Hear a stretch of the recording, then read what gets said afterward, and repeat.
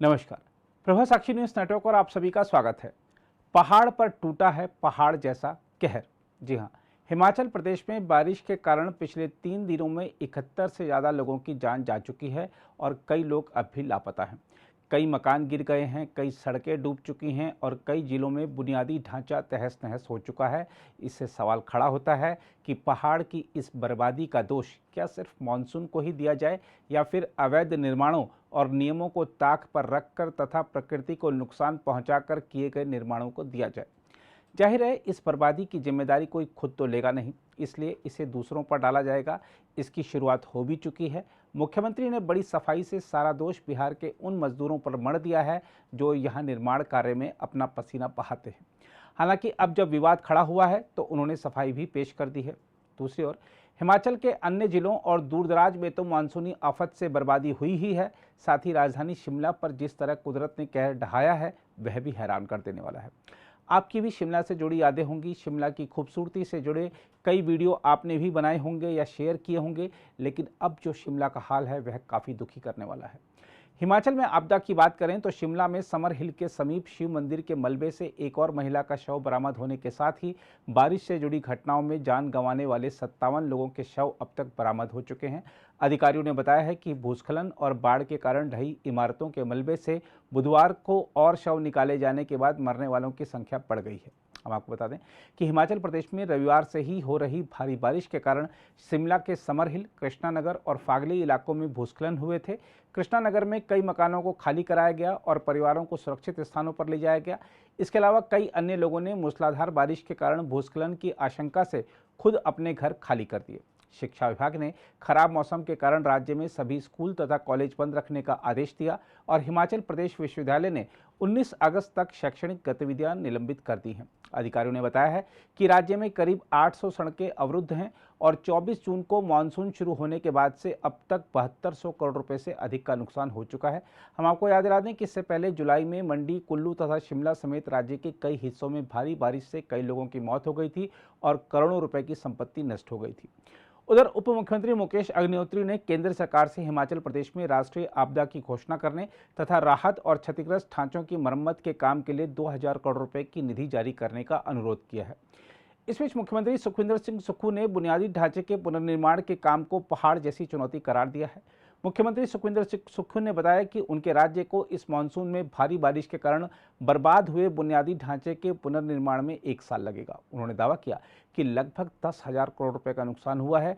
उन्होंने कहा यह एक बड़ी चुनौती है, एक पहाड़ जैसी चुनौती। देखिए, अभी थोड़ा थोड़ा मौसम खुलना स्टार्ट हुआ है और रेस्क्यू ऑपरेशन भी चल रहा है। सेना लगी है, आईटीबीपी लगी है, हिमाचल पुलिस लगी है, प्रशासन लगा है।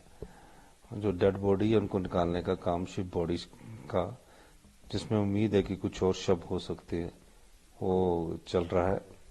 जैसे जैसे धूप निकलती जाएगी हमारा काम तेज होता जाएगा।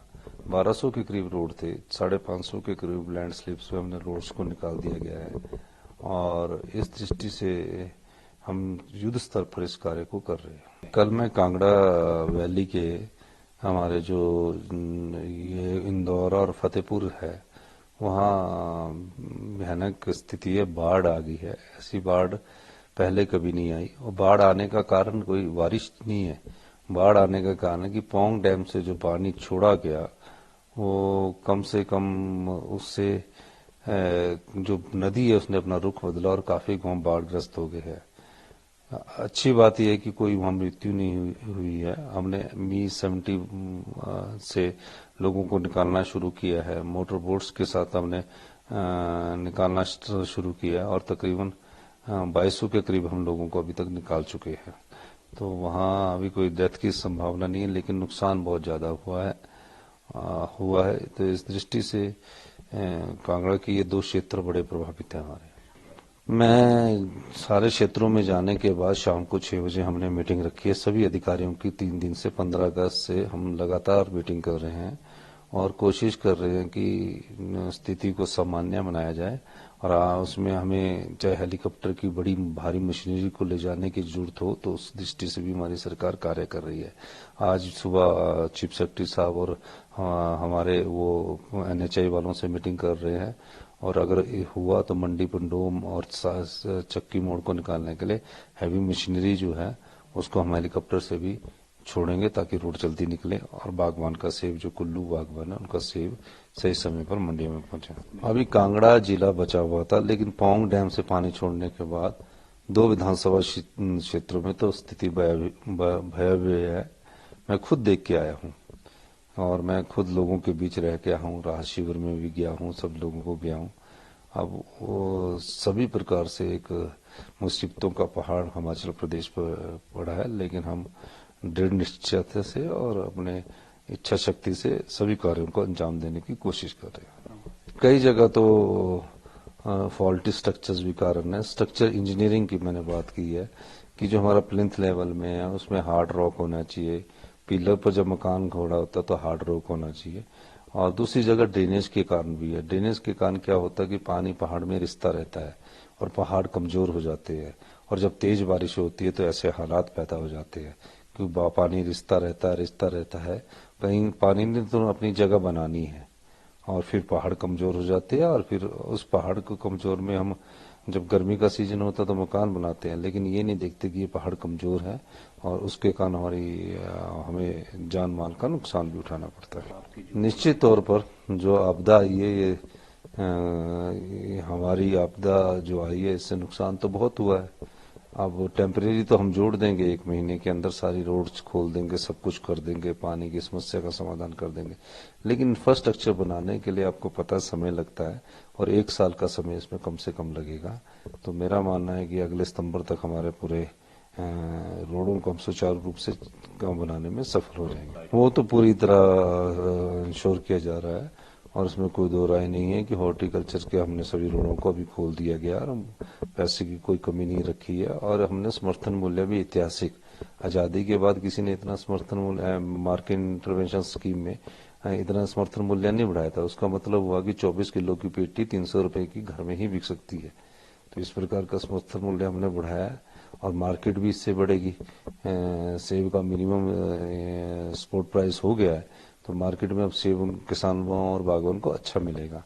तो हर प्रकार से हमारी सरकार उनको मदद करना चाह रही है। सड़कें दुरुस्त हो चुकी है, कुछ एक जगह जो सड़कें उसको भी निकाला जाएगा। केंद्रीय सरकार ने बहुत जल्दी हमारे भेजी थी। अब ये है कि अंतरिम राहत की पहली किस्त हमें जल्दी जारी हो जाए ताकि हम अपने हिमाचल को रिस्टोर कर सकें। इस बीच शिमला के एसपी संजीव कुमार गांधी ने कहा है कि बचाव अभियान तेजी के साथ चलाया जा रहा है। देखिए, जो हमने प्राइमरी डाटा यहाँ पर बनाया था मिसिंग पर्सन्स का, इमीडिएटली बना लिया था और लोगों को हमने निवेदन किया था कि जिनकी फैमिली से आसपास मिसिंग हैं लोग, उनकी हम लोगों को सूचना दें। तो कुल 21 व्यक्तियों की सूचना हमको मिली थी उसमें से अभी तक 14 बॉडीज़ रिट्रीव हो चुकी हैं और फर्दर एक्शन हमारा अभी चला हुआ है। सुबह से ही चला हुआ है, मॉर्निंग 6 o'clock से हमने अभियान चलाया था आज के दिन में। तो आज एक डेड बॉडी मिली है और उसके अलावा अभी हमें उम्मीद है कि हम इस ऑपरेशन को शीघ्र पूरा करें और जितने भी जो इसमें लॉस ऑफ लाइफ है, जो ह्यूमन बॉडीज़ अभी दबी हुई हैं, उन सबको जल्दी से जल्दी रिट्रीव करें। बहुत बड़ा इम्पैक्ट है। जिस तरह की त्रासदी हिमाचल प्रदेश में अभी हम देख रहे हैं, अभूतपूर्व बारिश हो रही है और लैंडस्लाइड्स हो रहे हैं, तो ये बहुत चैलेंजिंग काम है। लेकिन बड़े कोऑर्डिनेशन के साथ हम एक NDRF, SDRF, स्टेट पुलिस और होम गार्ड्स, हमारे फायर के जो डिपार्टमेंट के जो लोग हैं, सभी कोऑर्डिनेटेड एफर्ट हम कर रहे हैं। हमें स्थानीय लोगों का भी बहुत सहयोग मिल रहा है इसमें। तो ये सारा एक कोऑर्डिनेटेड एफर्ट है और हमारा रिट्रीवल अभियान मुझे लगता है जल्दी पूरा हो जाएगा। ये तो प्रिडिक्ट करना नहीं है संभव अभी कि कितना टाइम लगेगा, लेकिन हम लास्ट जो इसमें ह्यूमन बॉडी जो है, जो सूचना हमारे पास है, हम तब तक अपना अभियान चलाएंगे। अभी ये 3 से 4 किलोमीटर तक का इसमें इंस्टेंट इम्पैक्ट रहा है और वो सारा जगह को हमने इसको सेगमेंट्स में जो है वो डिवाइड किया है और एवरी मीटर एवरी इंच हम उसमें सर्च कर रहे हैं लास्ट बॉडी तक, जब तक हमारे पास जो मिसिंग पर्सन्स की रिपोर्ट है, हम पूरा अभियान तब तक चलाएंगे। दूसरी ओर मुख्यमंत्री सुखविंदर सिंह सुक्खू के एक बयान पर विवाद हुआ तो उन्होंने सफाई देते हुए कहा है कि मैंने बिहारी आर्किटेक्ट्स जैसा कुछ नहीं कहा। उन्होंने कहा कि यहाँ बिहार के लोग भी फंसे हुए थे, मैंने उन्हें हेलीकॉप्टरों से निकलवाया। बिहार के करीब 200 लोग अब भी यहाँ फंसे हुए हैं, वे हमारे भाई जैसे हैं। यह हमारी स्ट्रक्चरल इंजीनियरिंग की गलती है, वे तो सिर्फ मजदूर हैं। ये मुझे तो पता ही नहीं है कि एक मैंने तो कभी बोला ही नहीं। हमने तो कल बेचारे बिहार के लोग फंसे हुए थे, मैंने तो हेलीकॉप्टर से इवैक्यूएट करवाए उनको, बेचारे अभी उनके और भी फंसे 200 लोगों को करवाया। वो हमारे भाई है। ये तो हमारी अपनी गलती है, स्ट्रक्चर इंजीनियरिंग की गलती है कि जब हम नक्शा बनाते तो वो तो बेचारे मजदूर क्लास है, उन्होंने क्या करना। वो तो मेहनत करते। पता नहीं मेरे तो कहीं भी ऐसे शब्द नहीं है। नहीं, इस बारे में अधिकारियों को दिशा निर्देश दे दिए गए हैं कि ड्रेनेज का बहुत जरूरी है। नाले जहां बंद पड़े हैं उनको खोला जाए, इस दृष्टि से हमारी सरकार कार्य कर रही है। मैं अभी पिछले दिनों ये जहां यहाँ गया था जहां बिल्डिंग कोलैप्स हुई स्लाटर हाउस के पास, वहां नाले को दोनों तरफ से बंद कर दिए गए, एक नाली जैसी बना दी गई, उससे तो स्पीड से और पानी आएगा। तो नाले जो होते हैं वो स्लोप में बनते हैं, सीढ़ी नुमा में बनते हैं। तो ये पहली बार है, मैं उसमें भी आज एनसी को डायरेक्शन दिया कि इसको ठीक करो। बहरहाल आज देखते हैं मंडी के स्थानीय लोगों की प्रतिक्रियाएं जो मानसूनी आफत को झेल रहे हैं। ये सोमवार को जब जोर की बारिश हो रही थी तो लगभग सुबह 5:30 और 5:45 के पीछे हमें यहाँ पे आवाज़ें सुनाई दी क्रैक होने की, जैसे रास्ता टूटने की। हम जब बाहर निकले तो हमने देखा कि ये जो रास्ता है सारा ये इसमें क्रैक्स आ गए थे और लगभग आधे घंटे के अंदर अंदर वो क्रैक्स इतने बड़े हो गए कि देखते ही देखते यहाँ पे जितने भी बड़े बड़े वृक्ष थे वो सब अपने आप नीचे की ओर जाने लगे। और एक बहुत बड़ा वृक्ष था आम का, जब वो अपना लगभग आधे पौने घंटे के बाद जब वो टूटा तो उसने अपने साथ सारा जो रेलिंग थी और जो रोड था वो सारा अपने साथ वो नीचे को ले गया। ये जो इसके साथ में लास्ट ईयर एक छोटा सा यहाँ पे लैंडस्लाइड हुआ था, जिसके रिगार्डिंग हमने कमेटी में अपील भी किया था कि इसको बना दिया जाए। बाकायदा लेटर्स दिए थे हमने, पूरे मोहल्ले वालों ने इकट्ठे होकर कि इसको बना दिया जाए क्योंकि इससे हमें खतरा है। लेकिन पूरी साल कोई काम नहीं किया गया इस रिगार्डिंग इसके। लास्ट मंथ मेरे ख्याल से जुलाई 20 या 25 को इसका कार्य स्टार्ट किया गया था, जो पुराना जो हमारा गिरा था। उस टाइम तक बारिश हमारे यहाँ पे मतलब ऑलमोस्ट आपकी शुरुआत हो चुकी थी, तो उस टाइम तो डंगा देने का कोई लॉजिक बनता नहीं है, वो भी क्रेट वायर से स्टार्ट किया गया था। तो अब तो हमारी एडमिनिस्ट्रेशन से यही रिक्वेस्ट रहेगी कि जो भी है वो उसको इमरजेंसी बेसिस पे लिया जाए। यहाँ पिछले टाइम से बहुत सारी बारिश हो रही है, बारिश के कारण यहाँ बहुत सारा लैंडस्लाइड, ये आप देख रहे हैं पेड़ भी गिर रहे हैं पीछे। हाँ जी, तो इसकी वजह से बहुत सारे मकानों में दरारें आ चुकी हैं और आप कह सकते हैं परमानेंटली डैमेज हो चुके हैं, कई मकान रहने लायक नहीं है। और एटलीस्ट अराउंड यहाँ 4-5 घर के लोग हैं ऑलरेडी घर छोड़ चुके हैं। हम गए थे यहाँ, जैसे कमिश्नर जी मंडी के कमेटी के जो कमिश्नर जी हैं, डीसी साहब से बात की है तो उन्होंने आश्वासन तो दिया है और हम यही उम्मीद लगाए बैठे हैं कि कुछ नीचे से कुछ टेम्परेरी डंगा जैसा कुछ दिया जाए ताकि फर्दर ये लैंडस्लाइड रोके जा सके। बहुत तंगी हुई, जैसे कि आप देख सकते हैं, आपने कवर भी किया, ये जो रास्ता है बिल्कुल टूट चुका है। बहुत तंगी हुई लोगों को यहाँ से सामान निकालने में भी। हाँ जी, हाँ जी, तो लोग जैसे न तैसे यहाँ से सामान ऊपरली सड़क में पहुँचा रहे हैं, फिर वहाँ से लेके गए। अब लोग किराए के मकानों में शिफ्ट हो रहे हैं, अब जिनके अपने यहाँ घर थे वो किराए के मकानों में शिफ्ट हो रहे हैं ऐसे। पूरे ज़िला में जो 13 से 15 के बीच में जो बारिश हुई है, काफ़ी ज़्यादा नुकसान हुआ है। जो हाउसेज फुली डैमेज की जो रिपोर्ट है, अराउंड 267 हाउसेज है जो फुली डैमेज है, जो अभी तक हमारे पास रिपोर्ट आई है। ये आंकड़ा इससे ज़्यादा भी हो सकता है क्योंकि रिपोर्ट्स अभी और आ रही हैं फील्ड से। इसके अलावा पार्शली डैमेज हाउसेज जो रिपोर्टेड हैं वो 560 हाउसेज पार्शली डैमेज रिपोर्टेड हैं। 235 केटल का लॉस हुआ है और 502 काउ शेड जो है वो डैमेज्ड हैं।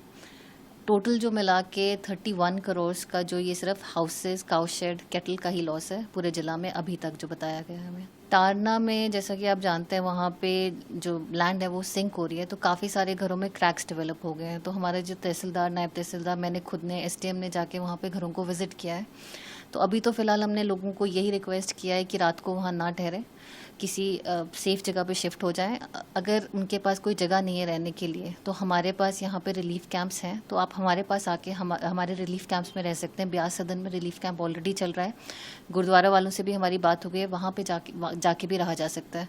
बट अधिकतर जो लोग हैं जो टारना में जिनके घरों में क्रैक्स आए हैं वो अब विलिंगली ही अपने रिलेटिव्स के घर में जाके रह रहे हैं अभी प्रेजेंटली।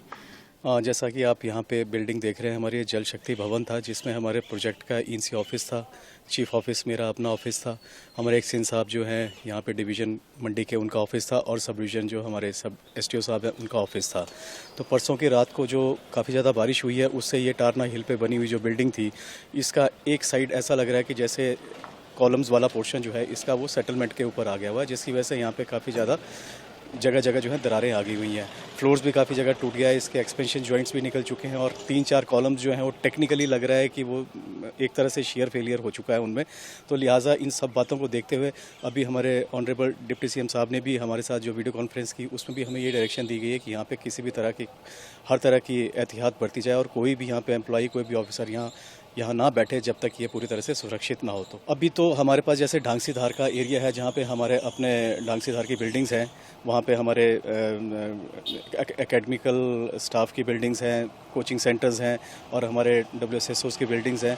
उनमें काफ़ी हमारे पास वैकेंसीज हम अभी वर्कआउट कर रहे हैं, जिसमें फ़िलहाल इमीडिएटली तो हम कल से वहाँ पे शिफ्टिंग का काम शुरू कर रहे हैं, जहाँ पे हम अब टेम्परेरी तौर पर अपने ये ऑफिसेज चलाने की तैयारी पे हैं, खासकर तब तक जब तक ये मानसून का पूरा सेशन क्लियर नहीं हो जाता। मानसून जो है जिस तरह से ये आ रही है, ये बारिशें बंद नहीं हो जाती, उसके बाद इसकी टेक्निकली फिजिबिलिटी देखी जाएगी, अगर ये बैठने लायक होगी, इसमें क्या रिपेयर हो सकती है, किस तरह से प्रिकॉशंस ली जा सकती है, वो सब बातें बाद में देखी जाएंगी।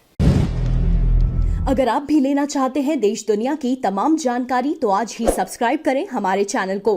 साथ ही नीचे दिए बेल आइकन को जरूर दबाएं ताकि हर अपडेट आप तक पहुंच सके।